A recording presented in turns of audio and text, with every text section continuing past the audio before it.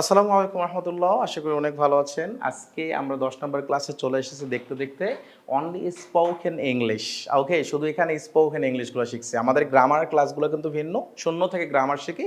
সেই ক্লাসগুলো আপনারা দেখতে পারেন, যেটা স্পোকেনের জন্য অনেক অনেক অনেক অনেক বেনিফিটেড হবে।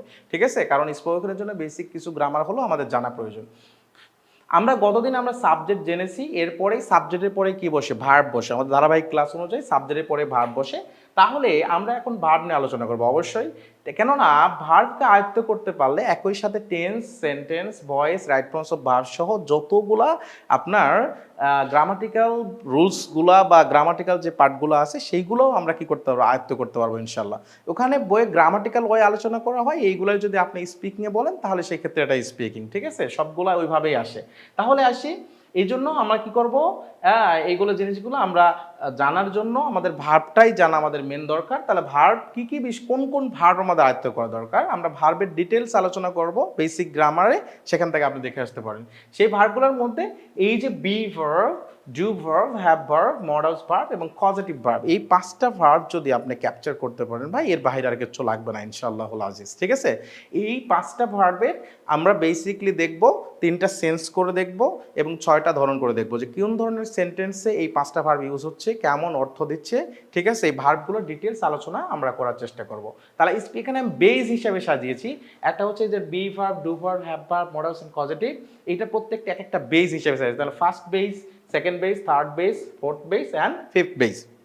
তাহলে এখানে আমরা এই যে ফার্স্ট বেস স্পিকিং এর, তাহলে আমরা কি বলেছি, বি ভার্ব। তাহলে বি ভার্ব নিয়ে একটু আলোচনা করি। বি ভার্বটা কি? বি ভার্ব হচ্ছে একটা primary auxiliary verb. Be verb কি? Am, is, are, was, were, be, been, being. তাহলে am, is, are, was, were, be, been, being, এগুলো হচ্ছে বি ভার্ব। আচ্ছা, আমরা আগেই বলেছি যেহেতু ভার্বই সব কিছু, টেন্স, সেন্টেন্স, ভার্ব, নারেশন, এগুলো সব কিছু ডিপেন্ড করে কিসের উপরে? ভার্বের উপরে।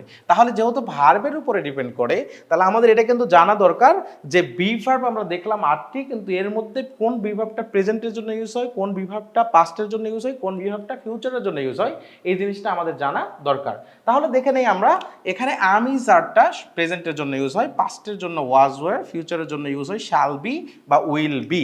এখন এটাও কিন্তু আপনার জানা দরকার যে কোন সাবজেক্টের পর, এখানে আমরা সাবজেক্ট দেখেছি, সাবজেক্টের পরে কি হচ্ছে, ভার্ব হচ্ছে। তাহলে কোন সাবজেক্টের পরে কোন বি ভার্ব হয়, কোন সাবজেক্টের পর কোন বি ভার্ব হয়, এটা একটু আমরা জেনে নেব। তাহলে এখানে হচ্ছে সাবজেক্টস, এইগুলো হচ্ছে সাবজেক্ট, আমরা আগেই দেখেছি, সাবজেক্টগুলো দেখে এসেছি। তাহলে আই হচ্ছে একটা সাবজেক্ট, কারণ আয়ের পরেই শুধু অ্যাম বসে। আই একটা সাবজেক্ট, যার পরে কি বসে, অ্যাম বসে। তাহলে আই অ্যাম, পাস্টে বসে আয়ের সাথে ওয়াজ, এবং ফিউচারে বসে শ্যাল বি বা উইল বি। তাহলে আই অ্যাম, আমি হই, আই ওয়াজ, আমি ছিলাম, আই উইল বি, আমি হব। ঠিক আছে, এভাবে প্র্যাকটিস করতে হবে। এখানে he, she, this, that, any name যেগুলো আছে, এরপরে কি বসবে, ইজ, ওয়াজ, উইল বি। অর্থাৎ প্রেজেন্টে বসবে ইজ, পাস্টে বসবে ওয়াজ এবং ফিউচারে বসবে উইল বি।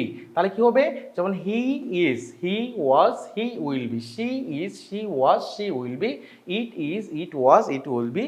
যে কোনো একটি নাম, যেমন Naim is, Naim was, Naim will be. আপনি যদি এইভাবে প্র্যাকটিস না করেন, তাহলে আপনার ফ্লুয়েন্সিটা কখনোই আসবে না। কোন সাবজেক্টের পরে কোনটা হচ্ছে, কিভাবে হচ্ছে, এইগুলো আপনার জানার অন্যতম উপায় হচ্ছে এই বি ভার্ব এইভাবে ধরে ধরে প্র্যাকটিস করা। ক্লিয়ার? তাহলে বাকি যেগুলো সাবজেক্ট ছিল উই, ইউ, ইউ, দে, তাহলে সাবজেক্ট আমরা 3 ভাগ করে নিয়েছিলাম, যেহেতু প্রেজেন্টে 3টা, এর 4টা, ওইভাবে আমরা সিস্টেম করে নিয়েছি। ঠিক আছে, তাহলে I am, I was, I will be, he is, he was, he will be. আর বাকি যেগুলো আছে এগুলো প্রেজেন্টে আর, পাস্টে ওয়ার, ফিউচার হচ্ছে উইল বি। তাহলে we are, we were, we will be, you are, you were, you will be. আশা করি ক্লিয়ার। তাহলে এখন আপনাদের যেটা কাজ করতে হবে, যে এই যে যেগুলো দেখলেন কোন সাবজেক্টের পরে কোন বিভাগ হয়, এইগুলো যত পারেন প্র্যাকটিস করতে হবে, যত পারেন কি করতে হবে, প্র্যাকটিস করতে হবে, if you want to become a good speaker. Have you got that?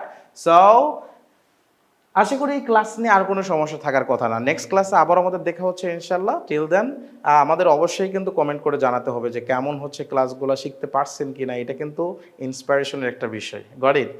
এগুলো না জানলে কিন্তু সামনে এগানো উদ্দীপনাটা থাকবে না। সো অবশ্যই অবশ্যই আপনারা কিন্তু কমেন্ট করে জানাবেন, এবং বন্ধু বান্ধবের শেয়ার করে দিবেন, যাতে সবাই একদম ফ্রিতে শূন্য থেকে ধরে ধরে ইংলিশ গ্রামার এবং স্পোকেন শিখতে পারে। So till then, next class ইনশাল্লাহ উইল মিট এগেইন। আল্লাহ হাফেজ।